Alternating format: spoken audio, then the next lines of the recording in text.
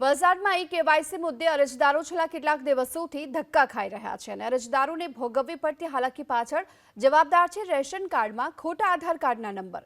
આધાર card અને ration કાર્ડના number mismatch થતા રાશન કાર્ડનું ઈ-કેવાયસી નથી થઈ શકતું અને આ સાથે જ ઈ-કેવાયસીની કામગીરી માટે માત્ર એક જ કેન્દ્ર હોવાથી લોકોને હાલાકી વેઠવાનો વારો આવ્યો। એવામાં લોકોની માંગ છે ઈ-કેવાયસીની સુવિધા અન્ય સેન્ટરો પર પણ શરૂ કરવામાં આવે। અમે સવારે 8 વાગ્યાથી ये નંબર લગાવેલો છે। 310મો નંબર છે ને હજુ અત્યારે અમારો નંબર લાગતો છે। અહીંયા કોઈ પણ પ્રકારની સુવિધા જેવી વસ્તુ છે જ નથી। ઓનલી ફોર ફક્ત ખાલી પાણીની સુવિધા એ લોકોએ રાખેલી છે।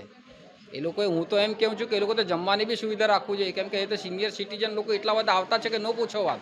એ લોકો સવારે 8 ને 9 વાગે તે લાઈનમાં ઊભા છે। એ લોકો ભૂખા ને તરસા એ લોકો 4 કલાકથી ઊભેલા છીએ। અબ્રામાંથી આવીએ બરાબર। અમે એવી આશા રાખીએ કે આ બધાની પરિસ્થિતિ જોઈને અમને બહુ દયા આવે છે।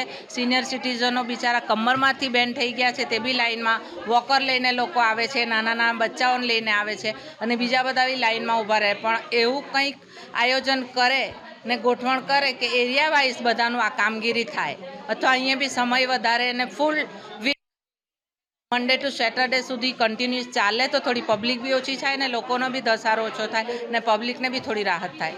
ખાલી અહીંયા એ જ વ્યક્તિઓએ આવવું જોઈએ કે જેના આધાર કાર્ડ મિસમેચ છે, તો એ વ્યક્તિ આવે તો આ લાઈન ઓટોમેટિક ઓછી થઈ જાય એવું છે।